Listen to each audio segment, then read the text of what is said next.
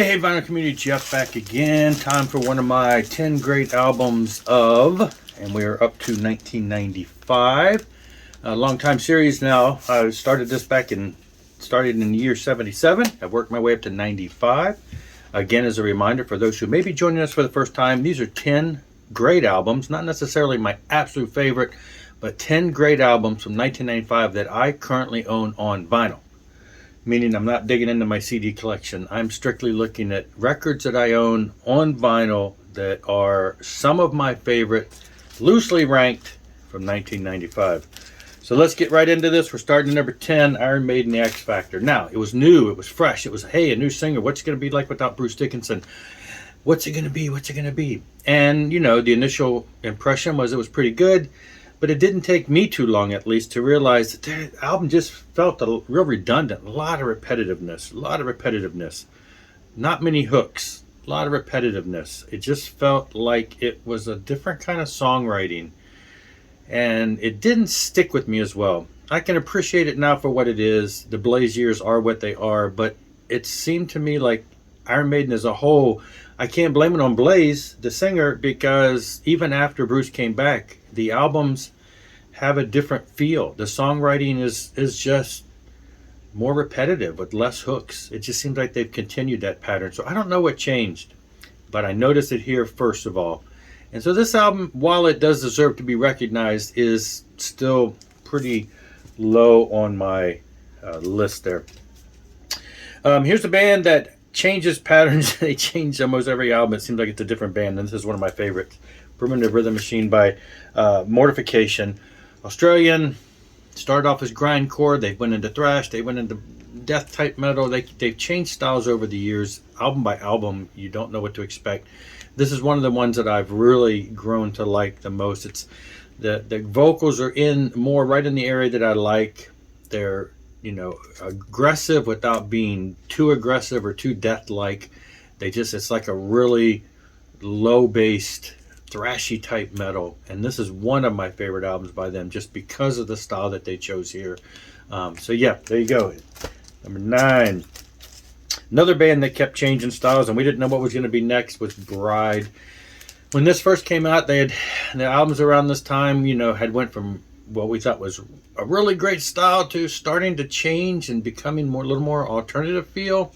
We weren't sure about it, but for some reason, when the previous album was a little, you know, it's kind of like, Then this came out, and it was really a little more laid back, but it really kind of started growing on me really quickly.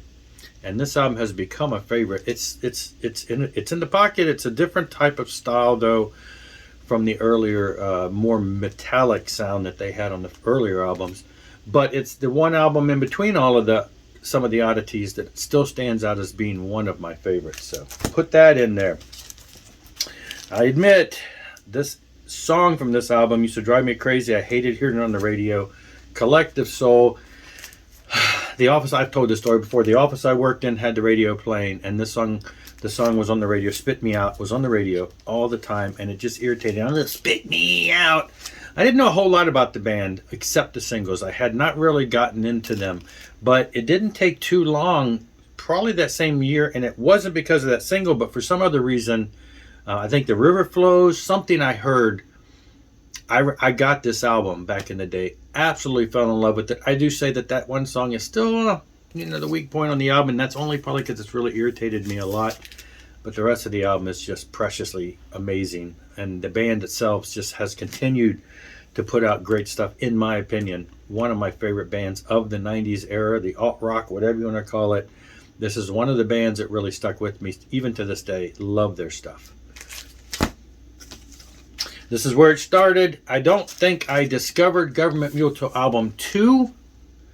A friend of mine turned me onto them in the late 90s. This is 95, so somewhere 96 or 97, I think I discovered them with the second album, Dose, which immediately, this is like jam band, blues rock, some southern rock, if you want to call it that. Warren Haynes, I believe, was in the Allman Brothers for a while, so it's got that feel. But it's unique, and the second album caught my attention quickly, And I went back and got this and was blown away. The first 3 albums. Okay, there's only 1 or 2 albums by GovtMule that I think are weak, but almost everything else is just top notch. And these early albums, to me, are amazing. And this is where it all started for them, with the first self-titled album, 95. You know, this was earlier weird. I think a lot of bands were changing because of the 80s sound changing in the 90s. Because here's another one that changed, kind of caught us off guard. Camelot and Smithereens, Deliverance. Early stuff was thrash. They started kind of chilling out a little before this, and then this one really is, it's a pretty different change too. And they continue changing on albums that followed, like radically changing. But I remember a friend of mine at church, a younger guy, younger than me, probably a good 10 years younger than me at the time, saying how much he loved this album. He thought it was phenomenal, and I don't think he was as familiar with their earlier thrash stuff. But to me, it was kind of like, it's different, it's odd, but over the years, I've grown to love it. Of course, they re-recorded the entire thing recently and reissued that, and yada yada, the whole big deal. But this is the original 95 mix. The re-record is even more awesome because they added a lot of storyline and pieces that were missing in the production of this. But had to put that in there because it was still, I played it to death, even though it was a little different. Another one that kind of changed a little before me, Plastic Greenhead by Trouble. I love the early Trouble stuff, just sludgy, doomy metal type stuff with a very, they used to call it white metal, very pro-spiritual, pro-Christian lyrics throughout, which, people were like, are they a Christian band? No, they're not a Christian band, blah, blah, blah, blah, blah. This one, for me, it became a little evident. Okay, so this is 95. I'm still in the era of mostly listening. I'm just starting to come out of that 10-year span of just listening to Christian rock and metal, just Christian music, period. 95, I'm opening the doors a little bit and letting things in, and so that's where a lot of this stuff is coming in, and this came in, and, is it the opening track, I believe, or early on, he's dropping the F-bomb left and right, which was kind of rare. I don't think they really did that on earlier albums, but it became very blatant and in your face, so that kind of was a turn-off. I'm just still kind of sensitive to that, and I'm like, So they definitely let it be known on this one that, hey, those religious sounding lyrics are kind of gone, but absolutely still just a phenomenal, great album. Trouble with Eric Wagner, just everything, in my opinion, is just some really great stuff. And there you go, had to have that in there. Another one that changed, another one I mentioned the other day in my WASP collection, still not black enough, is like, is this a Blackie album? Is it an album? The pictures are all over the album, are just Blackie. It's kind of coming in that, there's whatever. It's just kind of like that time frame. He's struggling, but I was listening to this album just yesterday, and it's still got some really great stuff on it. It's a great album.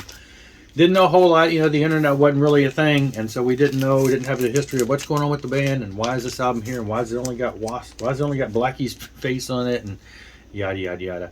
I did mention in my WASP collection how I had one of the CDs for there's 2 singles that were released for the album, 2 versions of the same 2 songs. Single was a Goodbye America and Black Enough, Black Forever and Goodbye America. Both songs are on the single. 2 different singles released with those 2 songs plus 2 additional songs on both albums. On both of those singles, the 2 additional songs are not on the album. So you get the 2 singles, you get 4 extra tracks. You get 2 of the same track twice, and you get 4 extra tracks. I have single number 1. I found a copy of single number 2 on eBay the day after I made that collection video, and I ordered it. It wasn't too expensive, and I ordered that, and it'll be here in a day or 2. So I will finally have, returning to my collection, the other 2 songs that were the bonus tracks from this. So there you go. And then, of course, got to have some VanHalen in here. Balance. The Sammy years. This one, what was it? Did they have the... There's a lot of great songs in here. I'm just trying to think, what was the... Not Enough... The video from this album? I can't recall now. Kind of a blur together with... The albums are on this time. But yeah, anyway. Love the Sammy years. I'm not going to even... discuss which I love better. It's 2 different bands, David Lee Roth and Sammy, but as I've mentioned before, I really like Sammy's solo stuff a little more. I mean, Van Halen's great Van Hagar's great, but I'm really a diehard Sammy Hagar fan from his, solo work. And this is just another branch of his material, and there's a lot of great songs on here, and a great musicianship, of course. So there you go, number one for this year. And it's just, this album dominated when it came out, dominated my playing. I don't know why this album grabbed me so much, but I just remember playing this to death. The Savatage, Dead Winter Dead. This, of course, is the one that has Sarajevo Christmas song on here, and this is where we started seeing the little bit of inklings for what later became Trans-Siberian Orchestra. They took that song, Christmas Sarajevo, and that was on the first Trans-Siberian Orchestra album, and the band and a bunch of other musicians and singers got together and did this Christmas album, and it has taken off. We know now Trans-Siberian Orchestra has done quite a few albums, quite a few big tours, and a lot of the underlying musicians are members of Savatage or prior members of Savatage, and depends on which East Coast, West Coast version you see. But this is pretty much where it started. This is where we see it, and just this album is just so solid, and I love this album so much.